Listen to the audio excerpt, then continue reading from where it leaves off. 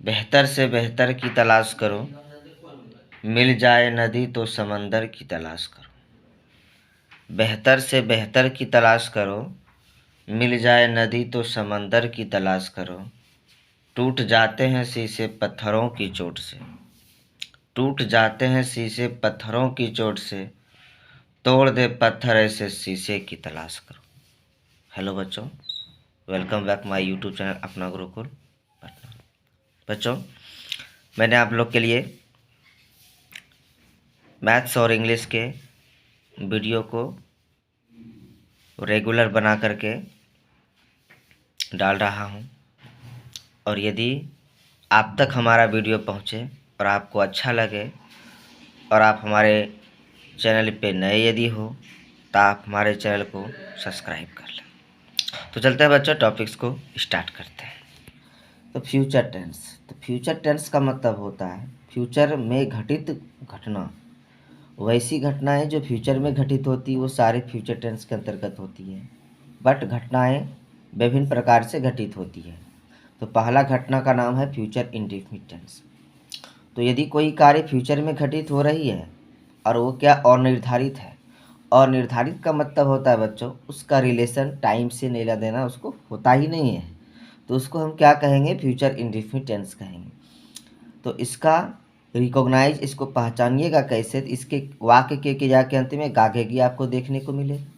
और इसको बनाने के लिए जो है कि क्या इसका स्ट्रक्चर होता है सब्जेक्ट प्लस सेल या will plus V1 plus other word. ये V1 जो देख रहे हैं बच्चों ये ऑलवेज होता है।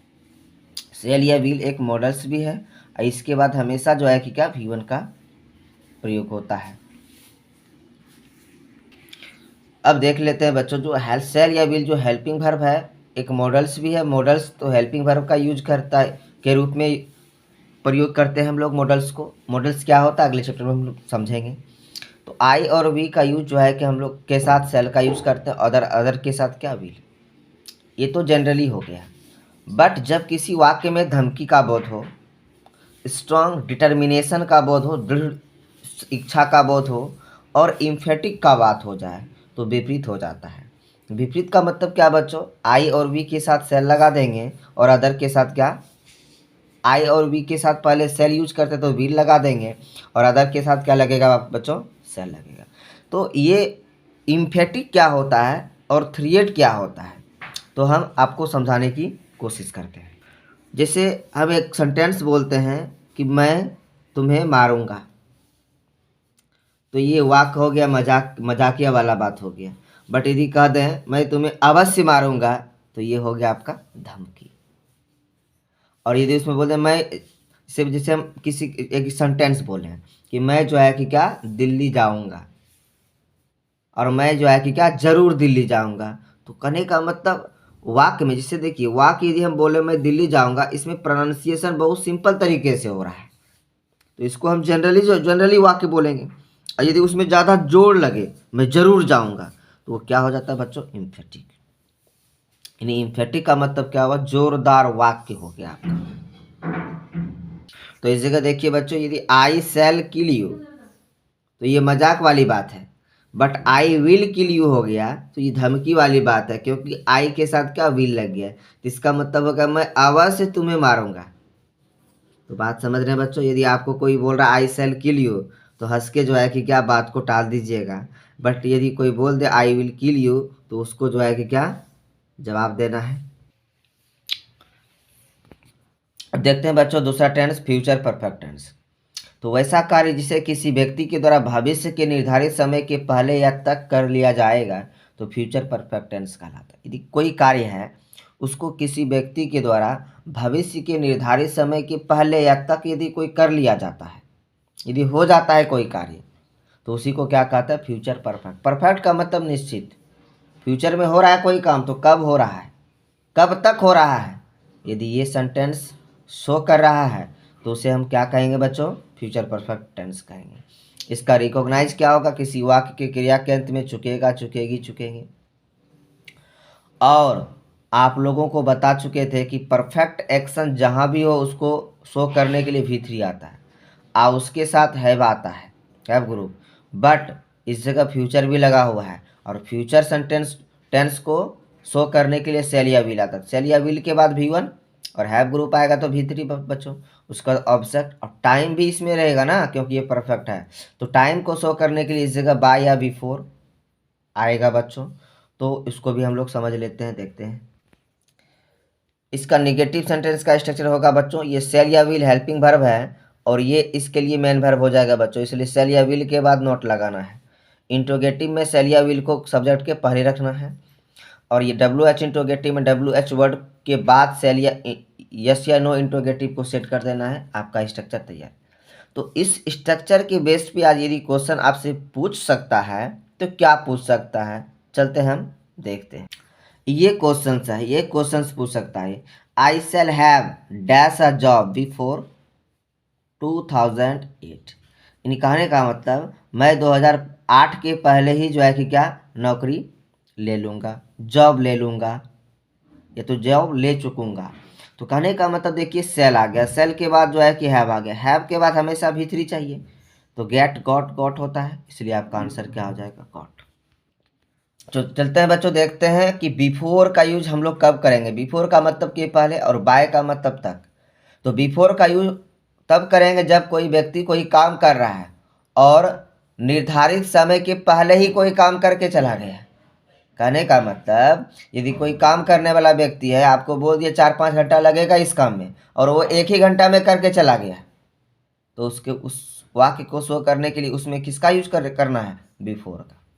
बट यदि कोई काम करने वाला निर्धारित समय तक उसका काम यदि चलता है और करता है वो, तो बाय लगाना है। कहने का मतलब यदि 4 घंटा टाइम बोला कि 4 घंटा में ये काम होगा और 4 घंटा वो पूरा का पूरा ले लिया, तो बाय यूज करना है। चलिए सर नहीं समझ में आया, तो चलिए एग्जाम्पल्स में आपको हम समझाने का कोशिश करते हैं। वह सोमवार के पहले यह काम कर लेगी, तो सोमवार के पहले ही कर लेगी, निर्धारित समय सोमवार है बट सोमवार के पहले ही कर लेगी, तो she will have done this work before Monday. Radha 2 बजे तक स्कूल पहुंच जाएगी, 2 बजे तक पक्का समय लेगा, पूरा समय, तो Radha will have reached school by 2 o'clock। उम्मीद करते होंगे समझ में आ गया होगा बच्चों। सबसे इंपॉर्टेंट चीज़ बच्चों, ये फ्यूचर परफेक्ट टेंस का सबसे इंपॉर्टेंट चीज़ होता है, क्या होता है, जब भविष्य में 2 कार्य घटित हो तो जो कार्य पहले घटित होगा उसे फ्यूचर परफेक्ट में लिखेंगे, और जो कार्य बाद में घटित होगा उसे प्रेजेंट इंडिफिनिट में। तो बिफोर के पहले पहले कार्य घटित होता है बच्चों, से बोलेंगे आई बिफोर यू, मैं तुमसे पहले, तो इसको बिफोर के पहले जो है कि हमेशा फ्यूचर परफेक्ट टेंस होगा, सब्जेक्ट प्लस सेल या will plus have plus V3 plus object, और उसके बाद सब्जेक्ट प्लस V1 या V5 प्लस ऑब्जेक्ट। तो इससे क्वेश्चंस कैसे पूछा जा सकता है, या तो बिफोर के पहले वाला टर्म दे करके उसके बाद वाला टर्म पूछ सकता है, या तो उसके बाद वाला टर्म दे करके पीछे वाले टर्म पूछ सकता है। देखते हैं कैसे क्वेश्चन हो सकता है। पहला क्वेश्चन है बच्चों, I shall have got a job before I dash Patna. तो कहने का मतलब, तो इस जगह वर्ब है क्या, लीव, लीव्स, लिविंग और लीव। देख रहे हैं बिफोर के पहले शैल हैव प्लस V3 का यूज हो चुका है, फ्यूचर परफेक्ट टेंस का यूज हो गया है, उसके बाद क्या होगा, लीव होगा।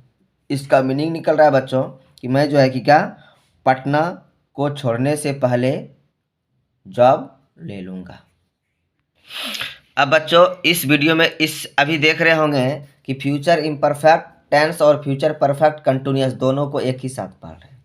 तो फ्यूचर इम्परफेक्ट टेंस का या फ्यूचर कंटिन्यूअस टेंस का मतलब होता है बच्चों कि भविष्य में कोई कार्य चलता रहेगा, भविष्य में कोई कार्य चलता रहेगा, इसका मतलब ये होगा। बट इसका मतलब हुआ कि निर्धारित समय से चलता रहेगा। जैसे हम बोलेंगे मैं खेलता रहूँगा, तो कब से खेलता रहूँगा पता ही नहीं।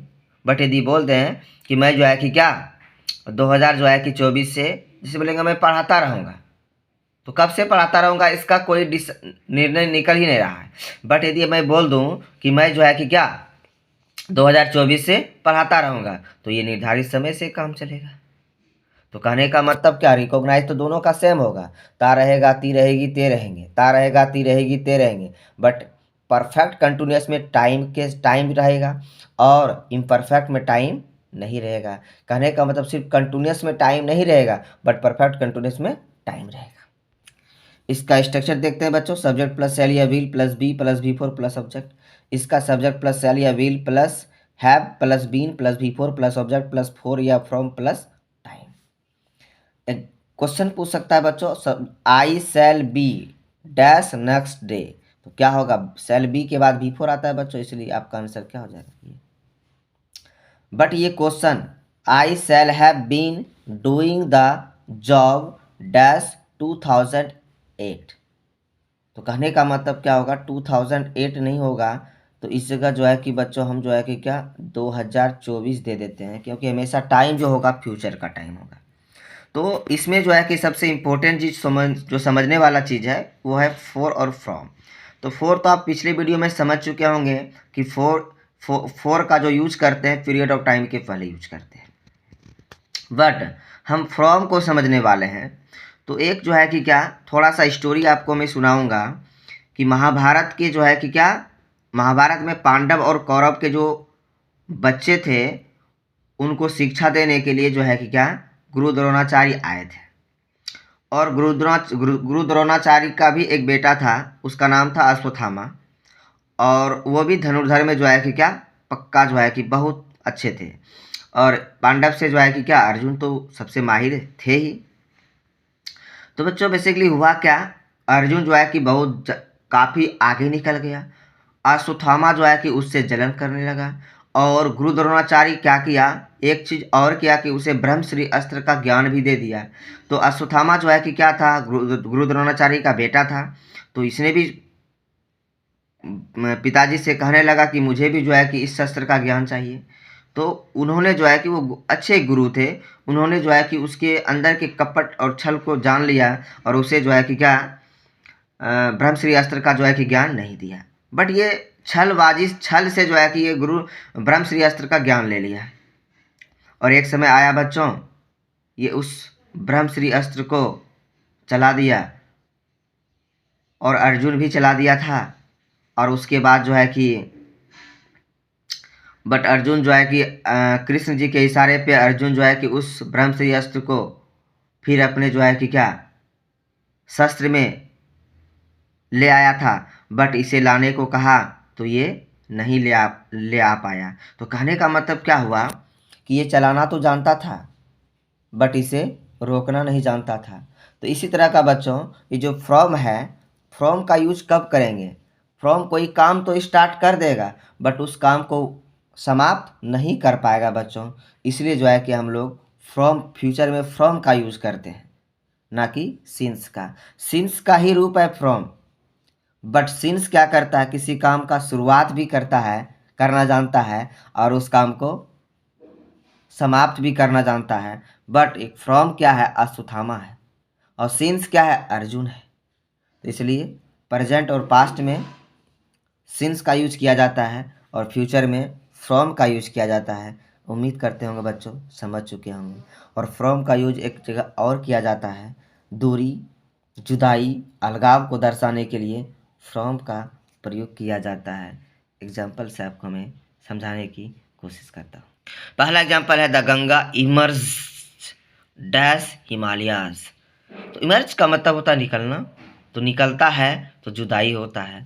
थ्रू यूज नहीं करेंगे बच्चों, जब थ्रू का यूज करेंगे जब कोई कैनल के थ्रू जाएगा, कैनल के अंदर ही अंदर कोई जाएगा, गति में पास करेगा तो थ्रू का यूज करते हैं। अब तो बाबू जो है कि क्या कोई किसी के ऊपर होगा तो अप का यूज करते हैं।